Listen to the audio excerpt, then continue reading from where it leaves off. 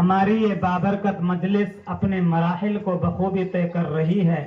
چونکہ وقت کم ہے اور ہم چاہتے ہیں کہ پروگرام کو جلد مکمل کیا جائے، اس لیے تاثرات کے مرحلے کو مختصر پیش کیا جا رہا ہے. اب میں حکم اول حضرت مفتی ارشد صاحب کو دعوت دوں گا کہ وہ آئیں اور اپنے تاثرات سے ہمیں مستفید فرمائیں. بسم اللہ الرحمن الرحیم نحمده ونصلی علی رسولہ الکریم. اما بعد، حضرات علماء کرام، اس محفل میں، اس اجلاس میں ہمارے بڑے اکابرین یہاں موجود.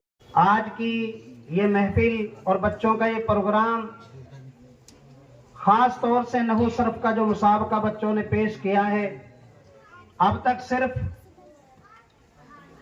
لڑکوں کے مسابقے، مدرسوں میں جو طلبہ کے جو مسابقے سنے ہیں، دیکھے ہیں، لیکن یہاں مکتب رشیدیہ للبنات میں یہاں کی جو ابھی کارگزاری سنائی اور یہاں کا جو نظام دیکھا، یہ دوسرے مکاتب کے لیے ایک قابل تقلید اور قابل نمونہ ہے.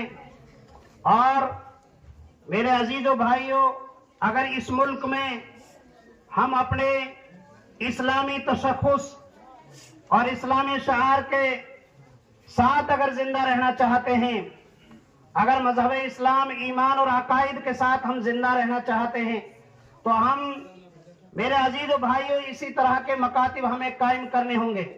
آج ہم حتین تحصیل میں، اس تحصیل میں مکاتب کا معیار پوری میوات میں ایسا معیار ہے کہ دوسری تحصیلوں میں اور علاقہ میوات کے لیے یہاں سے رہبری ملی ہے. یہاں سالانہ کارگزاری جب ہوتی ہے اس میں بھی ہم نے شرکت کی ہے. تو اس لیے اس نظام سے، یہاں کے مکاتب سے، میوات کے جو دیگر مکاتب ہیں ان کو ایک نہج ملا ہے، ایک معیار ملا ہے، اور دوسرے ائمہ کو ایک حوصلہ ملا ہے. بہت پہلے سن 2015 یا 16 میں حضرت مفتی مسعود صاحب گوالدہ گاؤں گئے اور منبع العلوم دین محمدیہ میں ہم نے حضرت کے سامنے مدرسے کی کارگزاری، بچوں کی تحریر کی کاپی رکھی.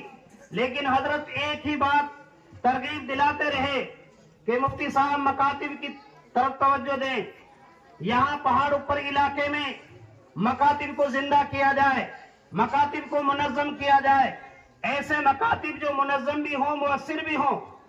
بار بار جو ہے کہ وہ ترغیب دلاتے رہے. الحمدللہ ہمارے وہاں تحصیل ٹپکڑا میں ابھی کارگزاری ضمناً آئی ہے.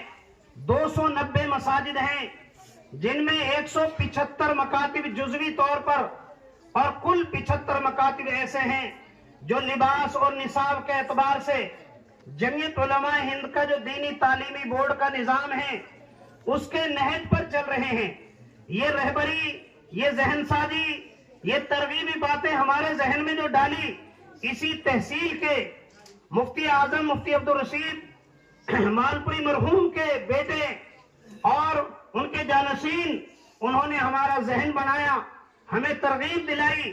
ہم نے ان کی باتوں کو دھیان سے سنا اور اپنے وہاں پہاڑ اوپر علاقے میں بھی اسی نہج پر اپنے مکاتب کو جو ہے کہ شروع کیا ہے. لیکن اس مکتب کا معیار، یہاں نحو صرف کا مسابقہ یہ پہلی بار دیکھا ہے. بہت جاندار ہے اور بہت مضبوط کتابیں یاد ہیں، اصطلاحات بہت پختہ ہیں.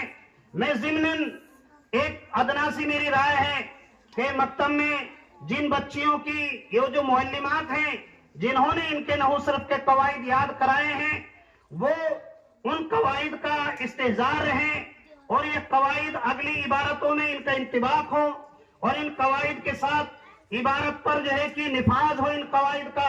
اس کے لیے جب اتنی پختہ یاد ہیں، مدرسوں میں بھی اتنی پختہ اصطلاحات کتابیں نحو صرف کی نہیں ہیں. حکم حضرات اور یہاں اکابرین بیٹھے ہیں، وہ بھی اپنے تاثرات سے نوازیں گے. تو اس میں اجرا کا اور اضافہ کر دیا جائے. اگر اجرا کرایا جائے گا تو ہمیشہ یہ قواعد یاد رہیں گے اور یہ پختہ رہیں گے. آگے جب یہ بچیاں درس نظامی آگے پڑھیں گی تو انشاءاللہ ان قواعد کا وہ نفاذ کریں گی. تو اجرا کا بھی اس میں اضافہ کر دیا جائے. جب کتاب پختہ یاد رہتی ہے، قواعد مضبوط یاد ہیں، تو اجرا کے ساتھ اجرا کرانا بھی آسان ہے. بہت خوشی ہوئی. میں اپنی طرف سے اس مکتب کے لیے 5,000 روپے کا تعاون قاری صاحب کے لیے دوں گا انشاءاللہ.